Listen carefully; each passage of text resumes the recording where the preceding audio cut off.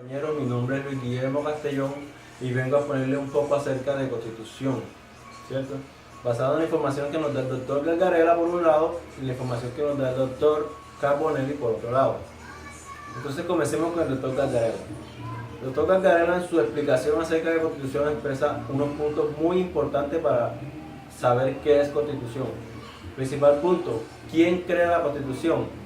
Dice que es un pacto fundacional de una sociedad a modo que es el cual modo que escoge para vivir en comunidad y en armonía, ¿cierto? ¿Qué quiere decir esto?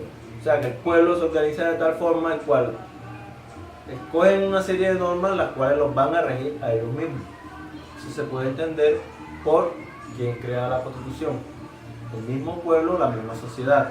Entonces vemos que el doctor Gargarella dice que hay una composición en la Constitución. Está formada por dos partes, parte orgánica y parte dogmática. ¿Qué quiere decir la parte orgánica? La parte orgánica vienen a ser las ramas del poder del Estado. Viene a ser la rama ejecutiva, rama legislativa y rama judicial. Y la parte dogmática de la Constitución es la que abarca los derechos fundamentales del ciudadano, ¿cierto? El conjunto de normas que lo rigen. Entonces vemos que las constituciones latinoamericanas, según el doctor Gargarella, está influenciada por unas principales tradiciones políticas. ¿Cuáles son estas tradiciones políticas? Que nacen a partir de la Revolución Americana, la Revolución Francesa y la Revolución Hispana. Pero estos movimientos se van a mantener todos en una fuerte posición, las cuales son la Revolución Americana, la cual va a traer un liberalismo fuerte, y la Revolución Hispana, la cual va a traer una ideología conservadora fuerte, ¿cierto?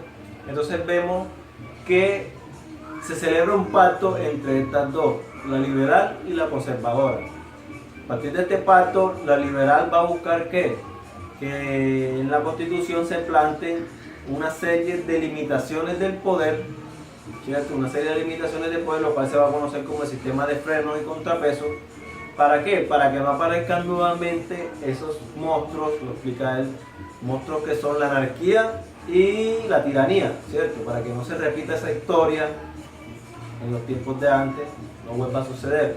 Entonces eso es lo que busca el liberalismo con su sistema de frenos y contrapesos, incorporar eso en la Constitución y lo que son los derechos fundamentales del ciudadano.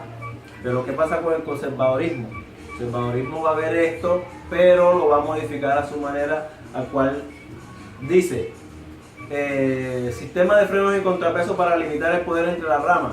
Ok, vamos a aceptarlo, pero vemos que el Partido Conservador influencia de tal forma, la ideología conservadora, influencia de tal forma que la rama ejecutiva tiene un mayor poder. Entonces eso del sistema de freno y contrapeso, donde limita los poderes, se ve desequilibrado con una rama ejecutiva más fuerte que la rama legislativa y la rama judicial.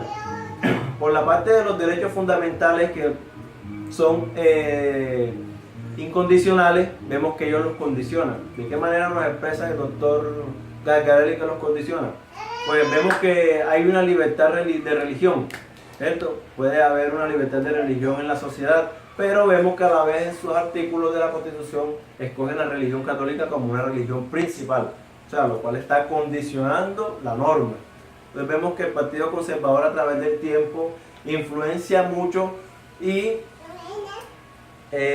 hace que las normas que supuestamente son incondicionales se condicionen y el sistema de frenos y contrapesos pues no sea de una manera equilibrada.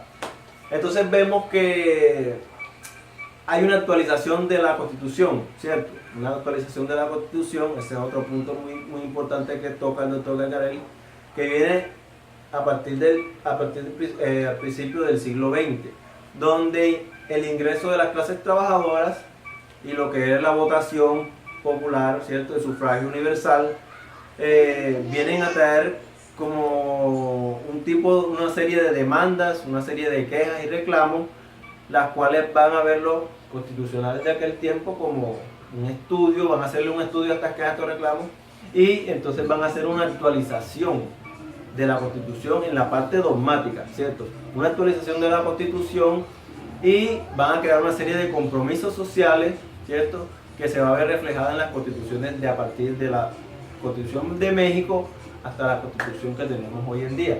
¿Cierto? O sea, la Constitución mexicana fue la primera en incorporar esos compromisos sociales hasta la Constitución de estos días.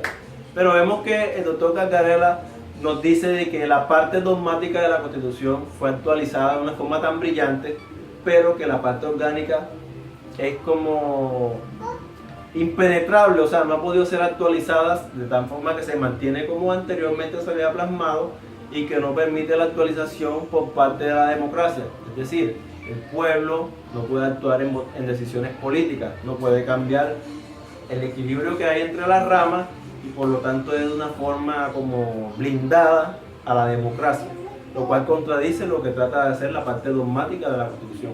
Esa es la explicación que nos da de Constitución el doctor Casgarela en su explicación de la Constitución. Ahora vamos con el doctor Carbonell. Pues el doctor Carbonell, al igual que el doctor Casgarela, coincide en varios puntos, pero planta a algunos otros que también son muy importantes y que no se ven en la explicación del doctor Casgarela. Puede decir, dice que la Constitución está creada por un poder,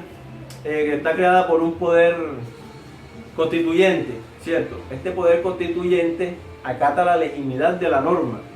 O sea, quiere decir, este poder constituyente, el pueblo, así como lo expresa el doctor Casgarela, la sociedad, acá es el pueblo, lo dice el doctor Carbonell, es el constituyente primario, cosa de que no dice el doctor Casgarela.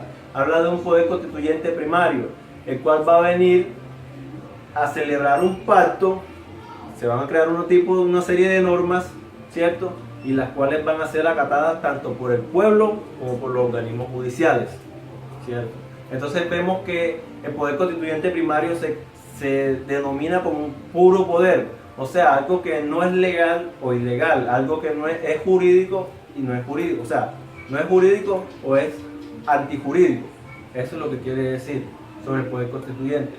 Pues vemos que el doctor Carbonell en su explicación de Constitución nos habla de un contenido básico en la Constitución, así como nos habla el doctor Casgarela de la parte dogmática y la parte orgánica. El doctor Carbonell nos explica que hay un contenido básico. ¿Cuál es este contenido básico? Pues es la división de poder, que es, en este caso en el gobierno colombiano puede ser la rama ejecutiva, judicial y legislativa, pero que a su vez no puede ser de esta forma, sino dependiendo del país donde se encuentre la Constitución puede haber una división de poder, puede ser monárquica todavía, ¿sí? Puede ser parlamentaria, puede ser presidencial y parlamentaria, o sea, una forma híbrida. Eso lo explica el doctor Carbonell. Y pues no necesariamente tiene que ser una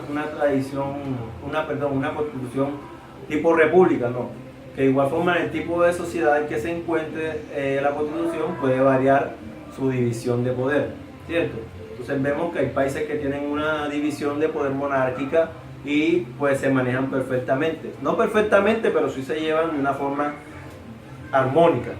Entonces vemos que en la segunda parte del contenido básico de la Constitución están los derechos fundamentales del ciudadano. Pero explica de que estos derechos fundamentales no se van a incorporar a la Constitución porque de pronto así vengan tradicionalmente, no. Dice que a partir del desarrollo de cada país se va incorporando el derecho de cada persona. ¿Sí me entiendes? O sea, a partir de ese desarrollo se debe incorporar esos derechos, ¿ya?